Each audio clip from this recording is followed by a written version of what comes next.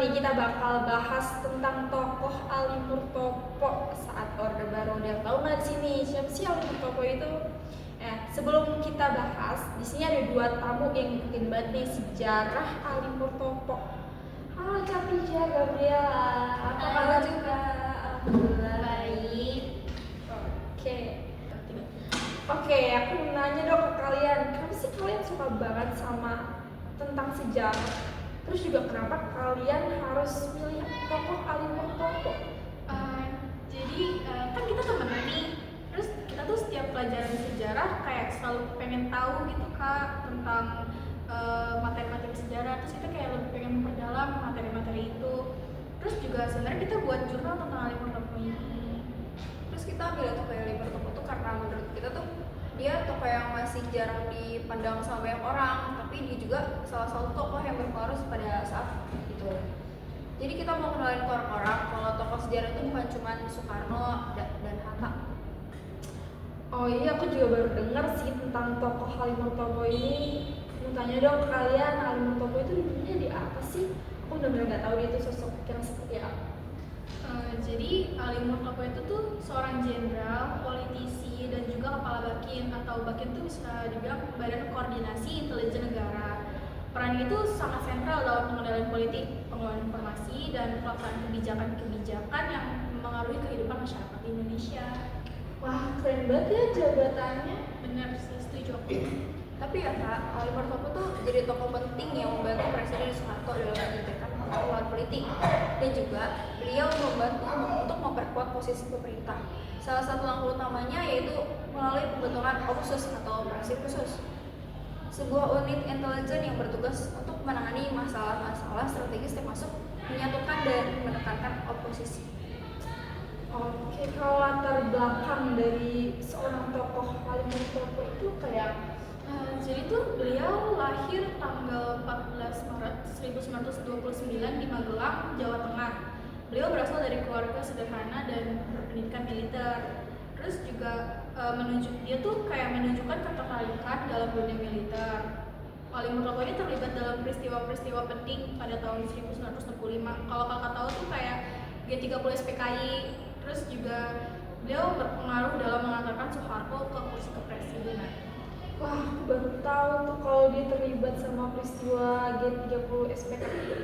Nah, kan di judul artikel kamu tentang Ali Murtopo saat Orde Baru itu, apa perannya di saat Orde Baru? Jadi Kak, peran Ali Murtopo pada saat Orde Baru ini tuh setelah Soeharto berkuasa pada tahun 1966, beliau mengangkat Ali Murtopo sebagai kepala Bakin. Bakin tuh udah dijelaskan kan dari awal sama si Gabriela. Dalam peran ini, beliau menjadi arsip utama dalam pengadilan itu, memainkan peran strategis dalam memastikan stabilitas kekuasaan Soeharto. Dalam hal intelijen ini, beliau dikenal karena kemampuannya dalam mengelola informasi dan membangun jaringan intelijen yang kuat.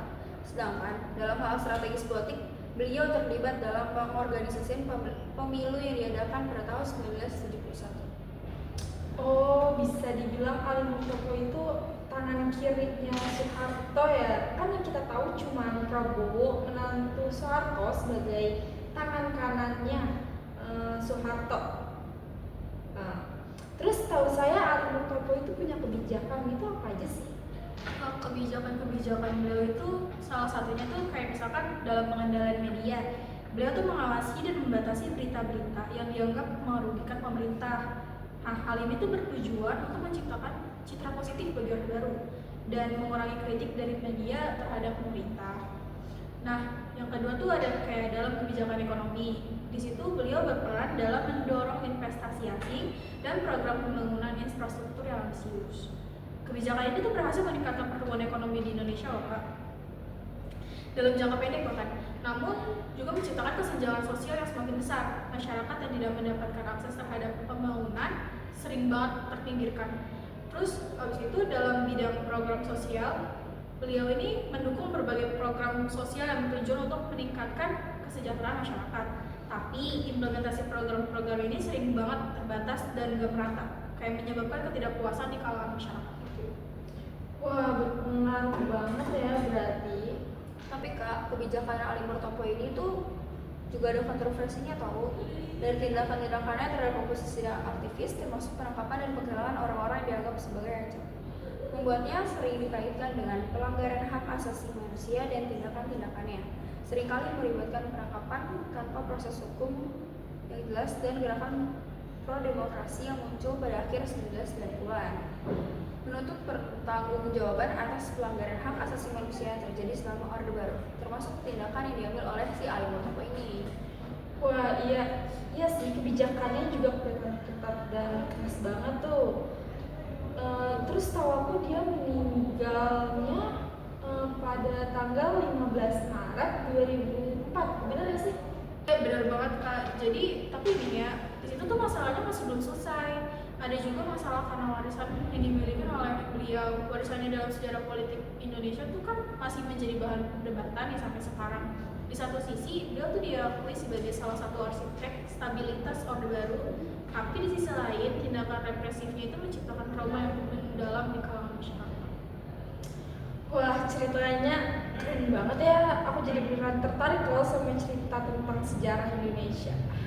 Oke, jadi kesimpulannya yang bisa diambil dari cerita mereka berdua ini, tokoh Ali Murtopo itu adalah tokoh kunci dalam rezim Orde Baru yang berperan sebagai asisten pribadi Soeharto dan Kepala Badan Koordinasi Intelijen Negara atau Bakir.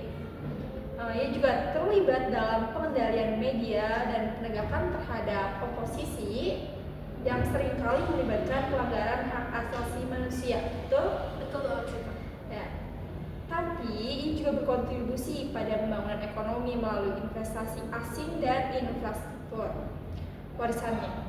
Warisannya dianggap sebagai arsitek stabilitas politik, namun juga penyebab trauma sosial akibat kebijakan represinya. Pemahaman tentang perannya penting untuk menganalisis dinamika politik Indonesia hingga kini. Nah, tapi aku mau nanya nih sebelum kita tutup acara ini, kira-kira setelah kalian politik, namun juga penyebab trauma sosial akibat kebijakan represinya. Pemahaman tentang perannya penting untuk menganalisis dinamika politik Indonesia hingga kini. Nah, tapi aku mau nanya nih sebelum kita tutup acara ini, kira-kira setelah kalian buat jurnal tentang Ali Murtopo ini, apa kalian masih tetap lanjut buat ceritain tentang tokoh-tokoh lain yang masih banyak belum dikenal banyak orang, atau ini bakal jadi tokoh pertama dan yang terakhir kalian? Karena menurut aku jurnal yang kalian buat itu menarik banget, nggak terlalu panjang, tapi semua poin-poin tentang Ali Murtopo itu ada di jurnal kalian. Rencana kita sih nggak akan berhenti sampai sini Kak. Kita bakal lanjut lagi buat jurnal tentang tokoh-tokoh lainnya. Malah kita juga ada rencana buat bikin jurnal tentang tokoh-tokoh luar negeri. Doain ya Kak, semoga jurnal yang kita bikin nanti tuh lancar, terus juga hasilnya tuh sama bagusnya kayak jurnal kita yang sekarang ini. Wah, semangat ya kalau kalian udah rilis jurnal baru, kabarin aku ya. Iya, terima kasih. Wah, kalian emang keren banget sih, bakal aku tunggu ya jurnal kalian selanjutnya. Oke, ini juga bakal jadi inspirasi anak-anak Gen Z di luar sana, biar gak terlalu cuek sama sejarah Indonesia. Karena ini juga hal penting yang harus kita tahu. Kalau nggak ada mereka semua, mungkin sekarang kita masih dijajah dengan negara lain, bener nggak sih? Nah, oke, terima kasih buat Kak Capisha dan Gabriela udah luangin waktunya buat datang ke sini. Thank you. Ya, terima kasih kembali Kak udah